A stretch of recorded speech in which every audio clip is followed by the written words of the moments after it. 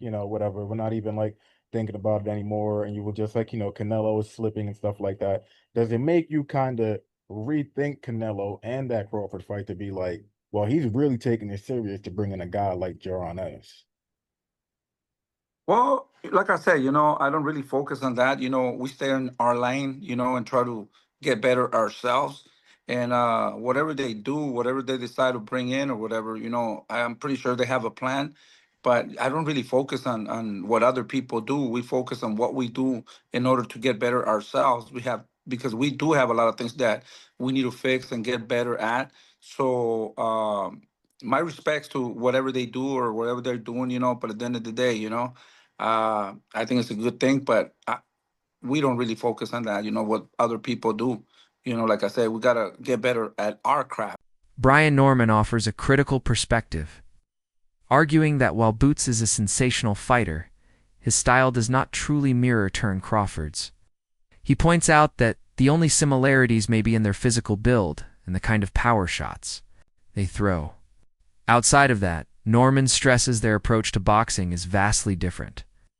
Crawford is a master of switching stances, setting traps, and executing strategies in real time. While Boots is more explosive and aggressive in his delivery, Norman cautions that sparring with Ennis may give Canelo a tough challenge, but it will not fully replicate what it feels like to face Crawford in the ring. His comments add an important counterbalance to the praise, suggesting that while useful, this camp move has its limits. Asterisk.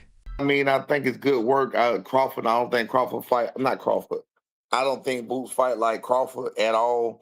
That was just I think the comparison that they was making initially was just as they both were switch hitters and they both could be so naturally. That's really the only thing that they do the same.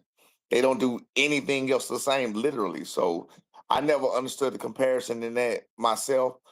But I think it's still a good look because all work is good work and you want the best work. You feel what I'm saying? So if Jaron Ennis is supposed to be the best work, even though he was a 47 pounder and not going up to 54, which is the same thing that Crawford was.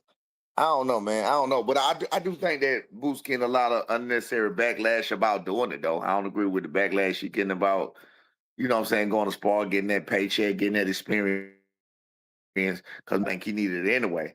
I always talk trash about him. I always stand in Philly, hiding in Philly. He don't ever want to go outside to spar. He don't ever want to go outside to do nothing else. So in this case right here, I think it's well needed for his career. It's needed for the building of a fighter. You know what I'm saying? You got to go out. You got to go in certain different types of territories and places and get that kind of work. So I mean, I think Boo's getting a lot of unnecessary criticism, and if I'm defending him, it's real. You know what I'm saying? So yeah, I think he's getting a lot of unnecessary criticism, talking about sellout and all of that. That's some bullshit. Like A lot gives a sobering reminder of where Canelo stands today in comparison to his prime years. He points back to the Golovkin rematch in 2018 as the moment when Canelo looked at his absolute best. According to Allow, that was 7 years ago. Since then, while Canelo has remained elite, he has not looked quite as sharp or untouchable. This raises the question of whether even the smartest training moves like sparring with Boots can fully bridge the gap between his current form and Crawford's peak momentum. Oladipo's assessment places pressure on the Alvarez camp, suggesting that they may be working overtime in sparring because they are aware the version of Canelo today needs extra reinforcement. I don't think that Crawford is fighting the best Canelo anymore. Again, the Canelo I'm talking about, I mean, second Golovkin fight, I thought was fucking incredible. That was, when was that? Jeez, that feels like a long, long time ago. Second Golovkin fight was 2018. So I'm saying peak Canelo, although still very, very good people, peak Canelo for me was 6 years ago. It's a long time, or 5.5 years. That's a long time. In fact, exactly 15th of September. So it'll be to the day 5 years. Have I got them? What was I talking about? Sorry, almost 7 years ago. Jeez, that's a long time ago. Where some might say peak Crawford was Errol. So, shit, I didn't realize how long ago that was. And he's clearly not that same guy anymore. It clearly isn't. He's no longer fighting elite fighters. I mean, unless you're going to say William Skull was elite, Edgar Berlanga, no, Munguia, no, Jamel, no, John Ryder, no, third Golovkin fight, no. So he's no longer fighting the best, but he still is very good, and he's still a top 168 pounder. And I think this is why people are saying it is a 50-50 fight now, because we can see the deterioration in Canelo. Like, say what you want about William Skull, Canelo looked poor in that fight as well. Everyone's like, oh, William Skull ran. Well, Canelo didn't cut off the exits. Canelo wasn't great himself.